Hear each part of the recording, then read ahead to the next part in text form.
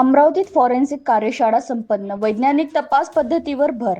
जिल्हा पोलीस प्रशासनाच्या वतीने विद्याभारती महाविद्यालय येथे फॉरेन्सिक कार्यशाळा उत्साहात पार पडली. गुन्ह्यांमधील दोषी सिद्धींचे प्रमाण वाढविणे, तपास अधिकाऱ्यांना वैज्ञानिक तपास पद्धतीबाबत प्रदर्शन करणे आणि आधुनिक फॉरेन्सिक तंत्रज्ञानाचा प्रभावी वापर वाढविणे हा कार्यशाळेचे मुख्य उद्देश होते.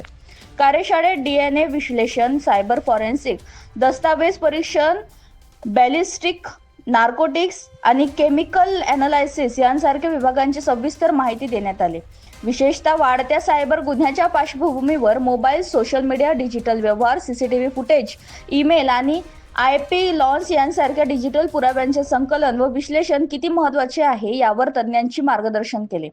वैज्ञानिक पुरावे न्यायालयीन प्रक्रियेत अधिक विश्वासार्ह ठरत असल्याने तपास अधिकाऱ्यांना तांत्रिक कौशल्य आत्मसात करून गुणवत्तापूर्ण तपास करावा असे आवाहन करण्यात आले.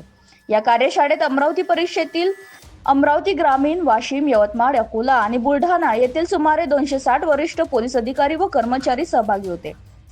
कार्यशाळा विशेष पोलीस महानिरीक्षक रामनाथ पोकळे यांच्या अध्यक्षतेखाली आयोजित करण्यात आली होती. यावेळी न्याय सहाय्यक वैज्ञानिक प्रयोगशाळेचे संचालक डॉक्टर विजय ठाकरे, सहाय्यक संचालक निलेश पाटील, उपसंचालक वैशाली महाजन तसेच विद्याभारती फार्मसी महाविद्यालयाचे प्राचार्य श्रीकांत पांडे उपस्थित होते.